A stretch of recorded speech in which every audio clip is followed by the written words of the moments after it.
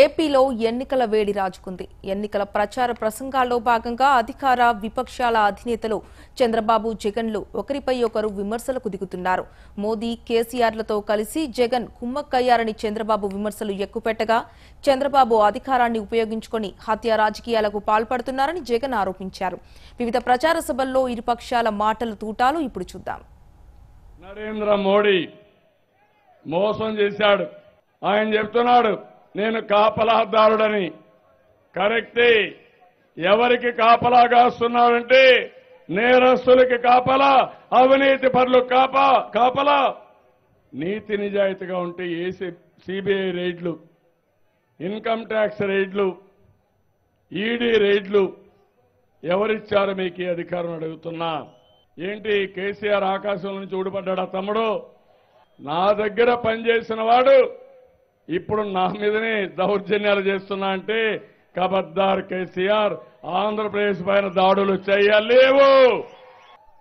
ఇక్కడ ఫ్యాన్ ఉంది, స్విచ్ హైదరాబాద్ లో ఉంది, కరెంటు ఢిల్లీ నుంచి వస్తుంది. వాళ్ళ కరెంట్ ఇవ్వకపోతే, కేసీఆర్ స్విచ్ చేయకపోతే ఇక్కడ ఫ్యాన్ తిరగ తమ్ముళ్ళు. అది వాస్తవం. ఈ పార్టీ మనకు కావాలని మిమ్మల్ని అడుగుతున్నా. చంద్రబాబు నాయుడు గారికి పట్టిన దిష్టి చక్కగా తన భార్య తీస్తా ఉంది. కానీ ఈ రాష్ట్రానికి చంద్రబాబు నాయుడు గారి వల్ల పట్టిన దృష్టిని ఈ రాష్ట్రంలో ఉన్న అన్ని కొబ్బరికాయలు కలిపిన, అన్ని గుమ్మడికాయలు కలిపిన, అన్ని నిమ్మకాయలు కలిపినా కూడా ఆయన వల్ల పట్టిన దృష్టి పోతుందా అని అడుగుతా ఉన్నాను మీ అందరి తరఫున. చంద్రబాబు నాయుడు గారు మాట్లాడుతా ఉన్న అబద్ధాలను చూస్తే నిజంగా ఈ మనిషేనా అనిపిస్తుంది. ఎందుకు ఈ మాట అనాల్సి వస్తుందో తెలుసా?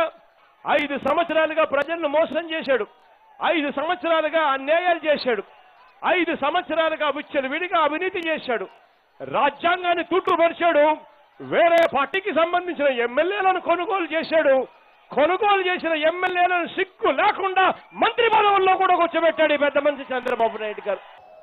దుర్మార్గుల పార్టీ వైఎస్ఆర్ కాంగ్రెస్ పార్టీ. నేను అడుగుతున్నా, నిన్న పులివెందుల్లో ఏం జరిగింది?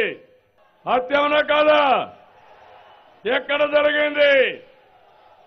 వివేకానంద రెడ్డి ఇంట్లోనవునా కాదా?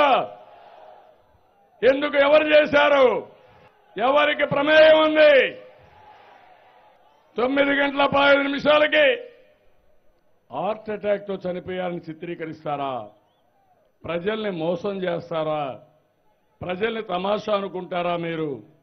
మీ ఇంట్లో హత్య చేసి హత్యని హార్ట్ అటాక్ ని చిత్రీకరించి సాక్ష్యాధారాల ఆధారాలు మొత్తం కడిగేశారు, రక్తం కడిగేశారు, డెడ్ బాడీ హాస్పిటల్ తీసుకుపోయారు, సాయంత్రం లెటర్ తీసుకొచ్చారు. ఏం తమ్ముళ్ళు, డిటెక్టివ్ లెవెల్లో కూడా నేను చూడలా ఇలాంటి దుర్మార్గాలు. చూశారా మీరెవరన్నా చేసే ధైర్యం ఉందా మీకు? నేరస్తులే చేస్తారు, కరుడు కట్టిన నేరస్తులే చేస్తారు, ముఠా నాయకులే చేస్తారు. మనకు మానవత్వం అవునా కాదా? మన చిన్నాన్న చనిపోతే ఎంత బాధపడతాం? మీ చిన్నాన్న చనిపోతే మీరు దాన్ని కూడా తప్పుడు చేసి మీ కుటుంబమే హత్య చేసి బయట ప్రపంచానికి హార్ట్ అటాక్ కింద చిత్రీకరిస్తున్నారంటే ఎంత దుర్మార్గం తమ్ముళ్ళు. ఇది మానవత్వం అని మిమ్మల్ని అడుగుతున్నా.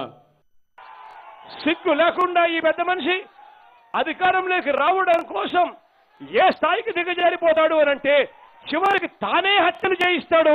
ఆ హత్యలు చేయించిన తర్వాత సాక్ష్యాధారాలను తుడిచిపెట్టేందుకు తానే సిట్ అని చెప్పి ఒక కమిటీ కూడా వేస్తాడు.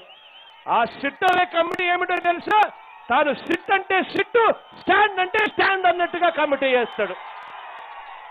నిజంగా నాకు ఆశ్చర్యం అనిపిస్తుంది. ఇదే పెద్ద మంది చంద్రబాబు నాయుడు గారిని సవాల్ విసురుతూ అడుగుతా ఉన్నా, అయ్యా చంద్రబాబు నాయుడు గారు, నీలో కల్ముషం లేకపోతే సిబిఐ ఎంక్వైరీకి ఎందుకు వేయడం లేదు అని అడుగుతా ఉన్నా. ఇదే